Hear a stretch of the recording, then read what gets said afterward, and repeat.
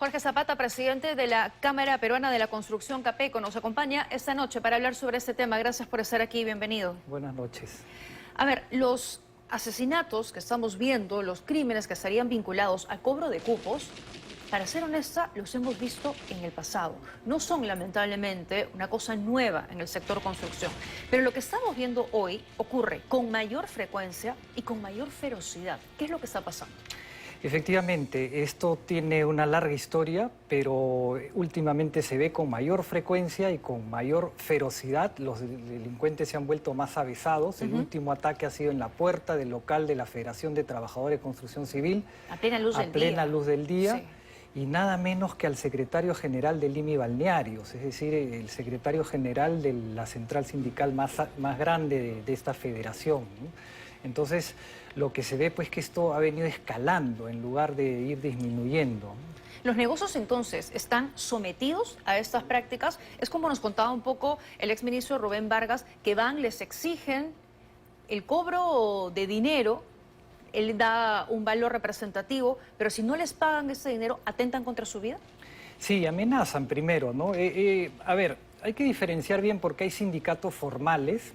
Hay la Federación de Trabajadores de Construcción Civil del Perú, por ejemplo, es un gremio de trabajadores que tiene 60 años trabajando y que pactan con las empresas o trabajan con las empresas para tener un comité de obra. Y ese comité de obra es el encargado de velar por la seguridad de los trabajadores, para que usen los implementos correctos, para que se les pague de acuerdo al convenio colectivo y no se les pague menos. Es decir, hacer su trabajo honesto, que es defender a los trabajadores en caso de abusos del empresario, del constructor, ¿no?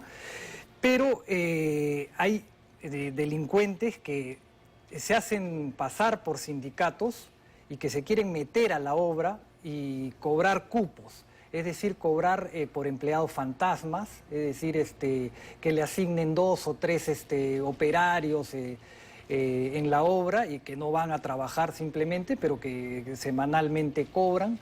Y también a extorsionar a los trabajadores para que la cuota sindical también se canalice hacia ellos, ¿no?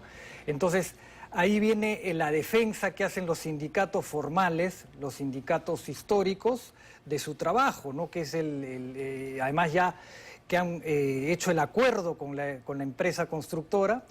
Entonces ellos quieren defender su posición y ahí es que los amenazan y ahí es que finalmente si no dejan que entren estos delincuentes, los terminan pues después de amenazar cumpliendo esas amenazas. Pero también, pero también amenazan a los ingenieros, ¿no? A los ingenieros residentes.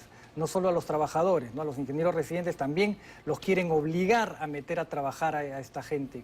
¿Pero quién puede trabajar en estas condiciones, bajo amenazas constantes? Sí, pues, lamentablemente lo que ha pasado mucho es que los constructores han terminado pues, aceptando en muchas oportunidades, ¿no? Ante la indefensión que hay, ante la imposibilidad de que el Estado les dé una protección adecuada, se ha terminado cediendo y esto ha generado una costumbre, ¿no? Y que hemos visto que ahora se ha agravado. ¿Pero por qué? ¿El Estado no los protege porque no han pedido ayuda o porque el Estado es incapaz de atender este problema?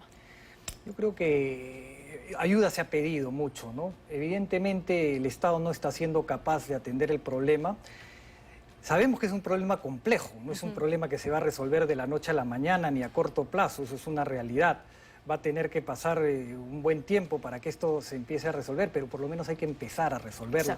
Y lo que creemos es que tiene que haber un liderazgo, porque es el problema que la población empieza a percibir como el problema principal del país, ¿no? La inseguridad nos está agobiando, y no solo es en construcción, sino en todos ámbitos económicos. Ustedes se han unido además con gremios económicos, ADEX, Sociedad Nacional de Industrias, CONFIEP, para hacer un poco de ruido, ¿no? Incluso con los sindicatos también, para que el gobierno les haga caso. Correcto. Lo primero que hicimos fue con la Federación de Construcción Civil, o sea, con los trabajadores mismos, empezar a hacer una campaña para que el gobierno nos haga caso, para sensibilizar, para explicar que acá hay mucha violencia.